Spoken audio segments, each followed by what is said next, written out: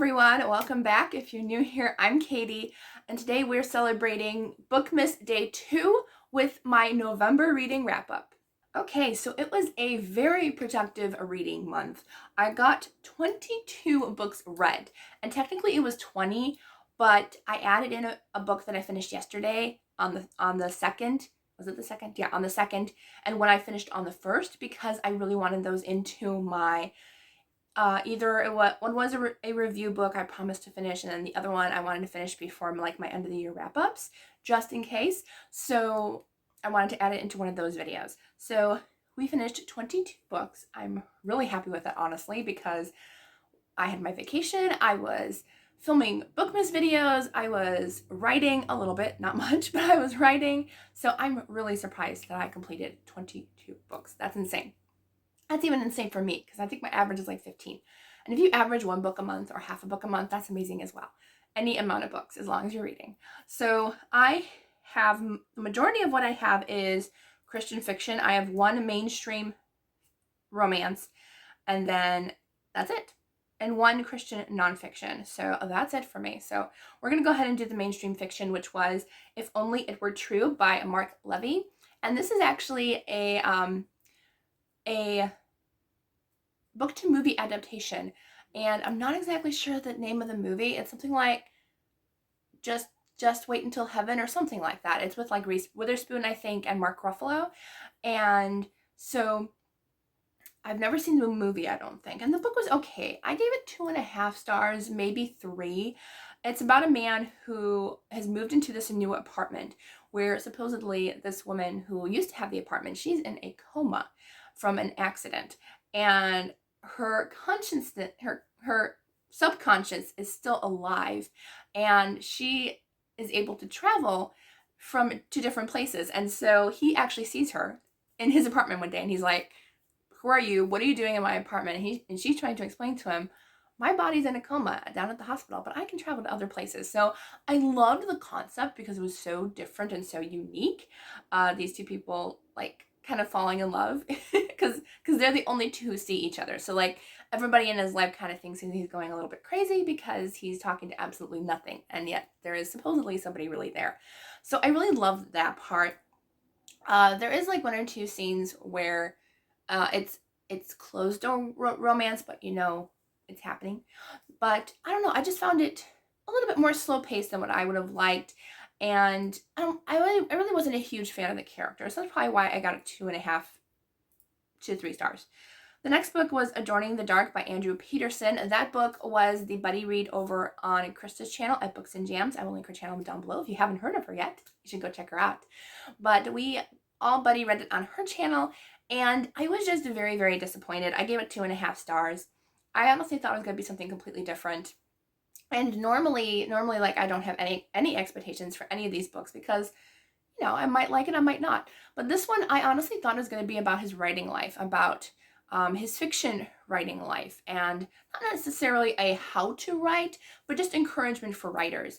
But it was more of a biography on his life, and also about his songwriting. Like he literally probably had like 1 paragraph on his fiction writing, and that's about it. So I was really disappointed about that because that's why I wanted to read it, because I'm writing my own novel right now and I wanted to get encouragement. There were a few pieces here and there that I found encouragement, but overall I really wasn't a fan. And also the way he contradicts a lot of people's music choices and stuff, I was like, especially like Christian music choices. It's like, it's all good as long as you're worshiping God, you know? So yeah, so that one wasn't that great. Then I have quite a few of these physically, so we're going to go into the 3 stars and higher range. Now we're getting into better territory. So the first one is Bright Star by Jared Michaud, and he kindly sent this book to me earlier this year, and I finally was able to sit down and read it. It took me a few tries to get into this book. I couldn't honestly get past the first chapter for a while because just the terminology was really tough for me. And since this is labeled as like a middle grade book because the main character is 12 years old, I just felt like, honestly, this is more for older YA, only because of the terminology. Everything else, the storyline, the characters, that can be read at any level, honestly. But I'm very grateful that the author did put a glossary in the back. So there's quite a few of the different scientific terms as well as the sci-fi, new terms that are in his book because he created those words. So I did enjoy it at the last half of the book, because the first half of the book is definitely more of those new terms, new terminology, scientific terms, and so I didn't really get into the book until halfway through. And after that, I did really enjoy it. I liked the characters, I liked the world building after that, and I liked the action as well at the end. But we're following this boy who is 12 years old, and he has autism in our world. Well, something happens where he ends up in a different universe where he does not have autism, and he's got these special abilities that kind of make him supposedly the bright star. They call him the bright star. He's supposed to be the savior of the universe. And so he's trying to figure out, all these new abilities. There's like certain abilities that work along with light, which I thought was really cool. I like, different abilities and stuff. And these abilities came from, of course, the Lord. And I just really found it interesting. You could definitely tell like there's some like, characters that aren't so great, and this is going to be part of a series. I think the second book actually literally just came out this week, so it was actually perfect timing to read this book and talk about it with you in case you're interested. But I did really enjoy it. I like the characters, as I said, the action, and the last half of the book I started to pick up pace really fast, and I did really enjoy the last half of the book. So I gave it 3 stars because the ending was really good, like the last half of the book. Then the next book was Network of Deceit by Tom Threadgill. This is finally finishing this duology after like a year or two of finishing the first book in this duology. And I don't know if it's going to be any more, honestly. I don't think he's writing anymore, but I mean, it could be. I don't know if I'm planning on continuing because book 1 and 2, I think, were both 3 stars. They were just okay for me. I really wasn't all that invested in the characters. So these books are kind of interconnected standalones, kind of. And this one we're following, it's Amara Velrez. I can't pronounce her name, but she is a detective in the police force, and she, because of the high profile case she did in book 1, she's kind of like integrated herself into the police force. So she's kind of got a lot of backlash from other police officers that have been working there for quite a while, that she's the newbie. She only got there because of her high profile case from the first book.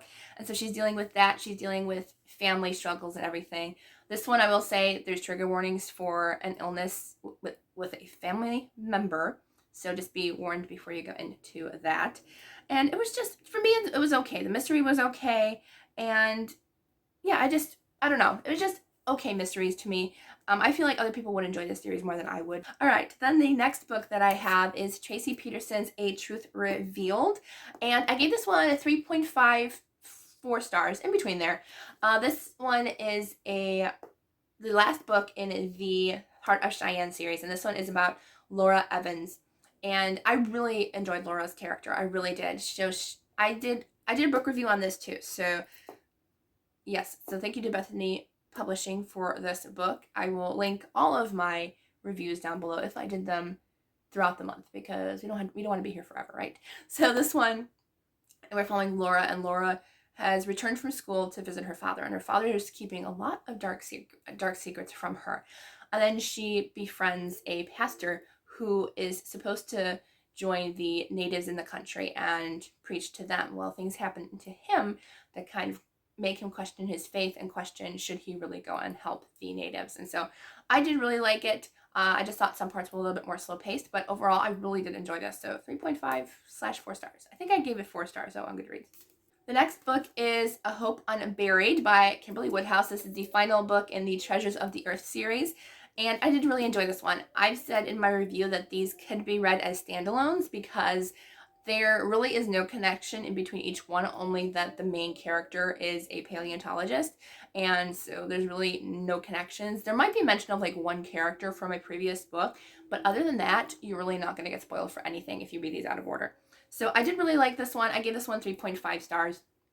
And this one, another mystery going on, has to do with the Carnegie Museum and a girl named Eliza and her childhood best friend who's in love with her, but he kind of can't really tell her why. I'm not going to spoil why, but yeah. So there's a whole thing going on back there. But I did really enjoy the mystery. I did really guess everything, though. There wasn't really any surprises in this book for me personally, but I did really enjoy it. Also, the cover is really beautiful. I love this cover. Next is Over the Edge by Irene Hannon. This is book 2, I think. Yes, in Undaunted Courage series. And this one was really good. I still think book 1 was my favorite in the series so far. I gave this one 4 stars. And in this one, we're following Lindsay. And Lindsay is a trauma survivor from another event that happened in her past. And now she hasn't fully recovered. So she goes into her job to pick up either some knives or something that she left because she's a private chef, and she finds a dead body in the kitchen where she's working, and so that kind of brings up her trauma back up. So she has to go back to her psychiatrist and everything. And it was a very interesting story. I loved the action in it. Loved the mystery and everything. I think I did guess half of it, and half I didn't. So it was a nice surprise to see what else was interesting there. And I think we got mail coming on. I see the mail truck, so I got excited. But yeah, so I really did enjoy this one. And yeah, so 4 stars for this one. I have quite a few 4 stars. I forgot to say how many star ratings. I usually do, so I do apologize that I forgot about that. So I had 2.5 stars, 2 3 stars, 2 3.5 stars, 9 4 stars, 1 4.5 stars, and 6 5 stars. So quite a bit of good items in the 4s and 5 stars. So the next book is Present Danger by Elizabeth Goddard. This was my first Elizabeth Goddard and won't be the last. I really enjoyed this one. I gave it 4 stars. This one is about a former FBI agent named Jack, and he's working as a detective in Montana. And then there's Tara. Tara discovers that a murder victim has ties to a powerful and dangerous trafficker of archaeological artifacts. That's what intrigued me, honestly. It was all that part. But I really did enjoy it as I read it. I think I read it a little bit fast, though. I listened to the audio because a couple of these I was trying to finish before my book trip. So I was like, I need to finish it. But I did really enjoy this one. I gave it 4 stars. If I read it slower, it might have been 5, but it was really good.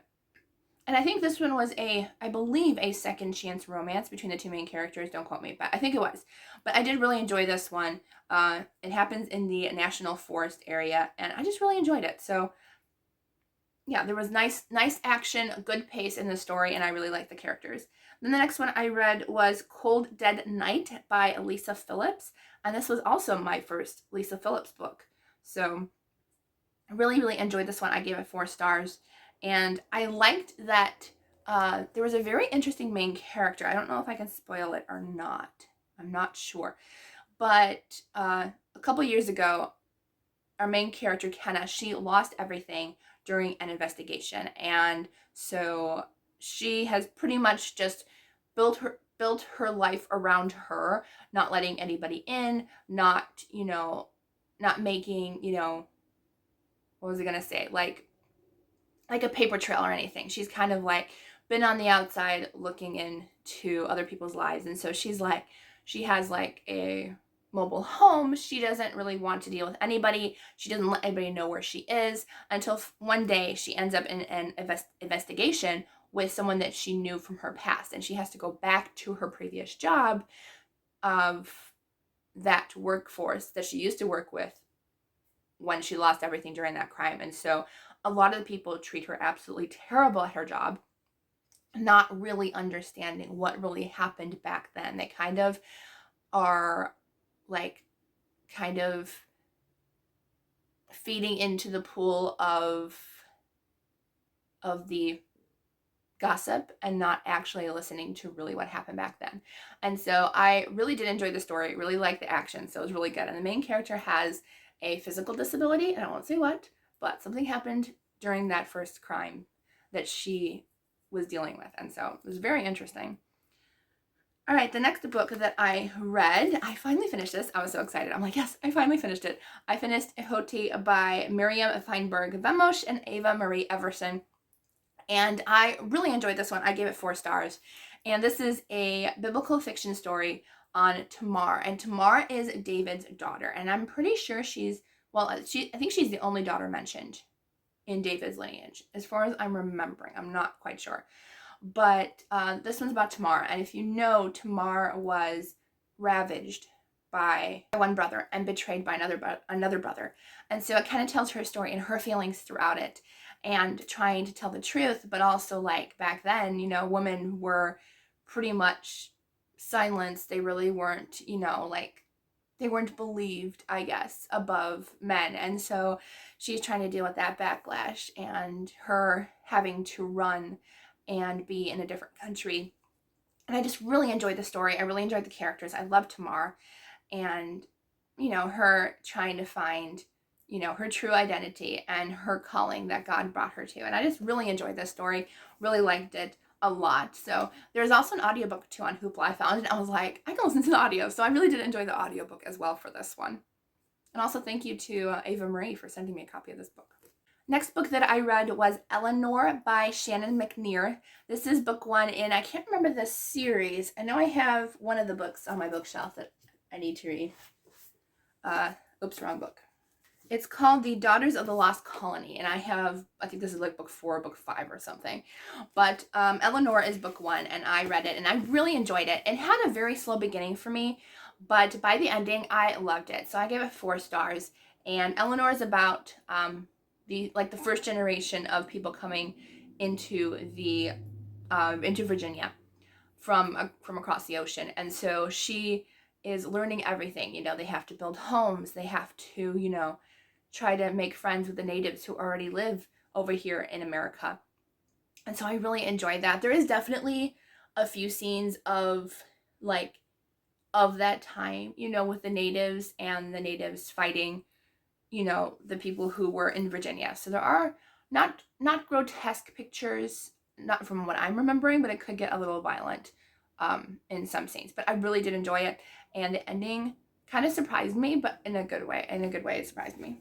Next is Shadowcast by Crystal D. Grant. This is the first book in the Gateway trilogy, and I have book 2 on my bookshelf. I finished book 1, and I loved this one. I thought it was so good, and I really thoroughly enjoyed it. I gave it 4 stars.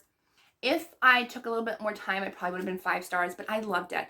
So there wasn't a super big romance plot, but I have a feeling it's going to head in that direction, So in this one, we're following a man, Mason, and he is kind of, they have the Steward Knights, who are supposed to be kind of the Knights of the Round Table, but then you have the people who are in the Dark Army, which aren't the good guys.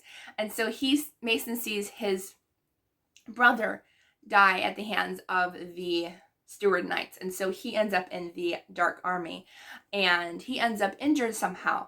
Well, he's actually wearing the steward's cloaks. Somehow he gets into the costumes while they're at war, and this woman finds him, and she thinks he's a Steward Knight. So she takes him home to her place where she lives to nurse him back to health, which takes a really long time. So it was really interesting. I loved their dynamic, and I'm really excited to see where their dynamic goes in book 2. I don't know if I'll have to reread it or not, because honestly, a lot of it I don't really fully remember, but I am excited to see where the story goes from here. So the next book that I read was, these aren't in order. These are ordered by star ratings. But The Whisperer's Wish by Danelise Lloyd. This one was also 4 stars. Highly, highly enjoyed this one. Honestly, this one might be closer to 5 because I really enjoyed this one. So this one is a kind of a fantasy version of The Hunger Games. So I really enjoyed this one. And I think it's a standalone, which is nice for a change. It's not part of a series or anything, and it's less than 300 pages. So in this one, she is a whisperer. So she can talk to these, I don't know what they are. They're like little type pixie creatures, but there hasn't, I guess, been a whisperer for like years and years and years. And she's been keeping secret for her entire life because it could put her life in great peril. And so she has to let the royal family know, because there's this big challenge that so it's like the Hunger Games thing where there's different challenges and stuff, and she needs to win, because if she wins, she gets a wish, and she really, really, really needs that wish. And so she decides to go to the royal family to tell them, hey, I'm a whisperer and I want to be your champion. And so Uh, so then word spreads, and then everybody now wants her ability as a whisperer, and I really enjoyed it. And there is another family member in this book that has an illness in this book, so just be prepared for that. But I really did enjoy it. It definitely ended in a heartbreaking, but I think a good way. I think a good way. So I really enjoyed this book, and I can't wait to pick up more books by that author. The next book that I read was kindly sent to me by the author as well. It's called The Warm Planet by Evelyn M. Exley. And I don't think I knew anything about it going into it. I think I probably read the synopsis at one point, but I finally picked it up, and I really enjoyed it. I gave it 4 stars. The main character got on my nerves a little bit every once in a while, but I can understand where she was coming from, honestly. By the end of the book, I was like, oh, yeah, like that explains kind of, why she was, So this one is about a girl, and it's kind of like a coming of age story. And so her and her sister, they lost their mother, and so they have lived with their aunt for years, and so their aunt is pretty much their mother now. And they live kind of in like this manor home, and I love that each of the family members have like such fantastic imagination, and they encourage that. They don't discourage it. So the main character, she grew up pretty much play acting out everything, like from books and plays and everything, and she would act it out in the park and everything. Well, one day she's like at 18, and this guy shows up out of nowhere, and he sees her play acting in the park, and he wants to join in on her play acting. And I loved his character so much. I loved his character, and just his encouragement as well, because you see his family and how he's been treated in his family, and he sees this other family on the other side of the spectrum, how much they care about each other, how much they love each other, and he just, he wants to be a part of that. And I just loved his character so much. He was probably my favorite, honestly, in the entire book. But it was very, very good, very, very sweet. I will say there is 2 times where love scenes are talked about, in context, but there's it's not actually, in there. So I will say it's more for upper YA level, but I really did enjoy the book as a whole. I kind of wish the ending though went a little bit differently, but overall I really did like it. Then I have Unblemished by Sarah Ella. This is the first book in and I can never remember series names. That's like one thing I struggle with, along with character names. So, and of course there's no series name. I think it is, no, actually it is the Unblemished series, isn't it? I'm pretty sure it's the Unblemished series. So this is Unblemished in the Unblemished series. But in this one, I'm following a woman who, she has some kind of scarring on her face, or she was born with it, a birthmark covering half her face. And so she just hopes to graduate from high school. Well, one night, her mother doesn't come home, and everything's starting to act weird. Her best friend, who's been her friend for like years, he's like now her guardian, and he's acting all kind of strange. He's talking to this strange guy who she's never seen before, and she's like, what's going on? Like, what's going on? And they say that her mother died, and then one day she ends up somewhere near the lake or something. There's like this whole like different magical world. She's part of this whole planet and everything, and her life is in peril. And I really enjoyed it, and so I cannot wait to continue the series. I actually did start the second book, but I think I had to return it because somebody else wanted it. But I will be continuing that series, and that was 4 stars as well. Then I have Where the Blue Sky Begins by Katie Powner. I love this book so much. This one was 4.5 stars. Honestly, I could comfortably give it 5 stars because I really enjoyed this one, and I am still thinking about the characters of this book. This is my first Katie Powner book, and really happy that I started with this one. This is about a woman named Eunice, and I keep forgetting that she's only in her 40s because she is actually dying. She has a terminal illness, and for some reason I keep thinking like she's in like her 70s, but no, she's only in her 40s. And so she has a bucket list of people that she wants to ask for forgiveness from before she passes away. And she tasks the new next door neighbor who his uncle owns like all these different agencies financial for financial companies.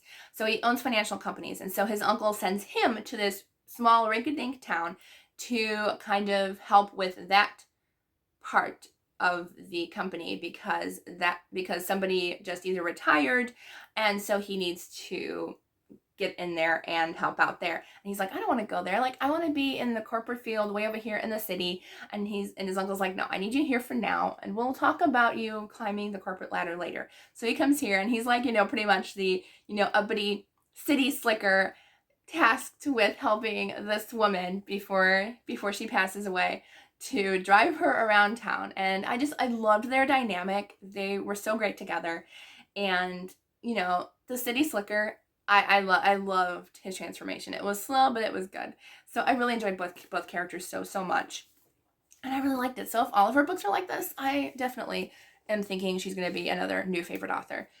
Then we have, let's see, Sky of Seven Colors by Rochelle Nelson. And I gave this one 5 stars. 4.5, 5 stars. I rounded up to 5 stars. But I love this one. This is a standalone, I believe, fantasy novel. And I loved it. So in this one, I'm following a woman who I think she I think she just graduated high school, or is still in high school. But she is walking the woods with her best friend. And her best friend is about to say that he's loved her, and he really does love her. But then, like, right after he does, before she can even say anything, he falls off some ledge or something. And he ends up getting knocked out and put into a coma. And she's freaking out. She wasn't able to tell him, does she love him? Does she not love him? And so she's freaking out. And she remembers that she left her sketchbook in the woods. So she goes back into the woods to get her sketchbook.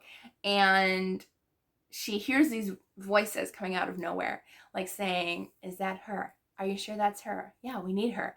And so what happens is there's these strange creatures who pull her into their world, and she's needed for something. And so I really enjoyed this one. I love the fantasy aspect of it. I loved kind of the there's a forced marriage situation that's possibly bound to happen, and she's like, I want nothing to do with that. What's going on? I loved it. I loved her world. Her world was so cool. I'll just leave it at that. It has to do with the title, and I'll just leave it at that. But I really enjoyed her world building. It was so cool. I loved it.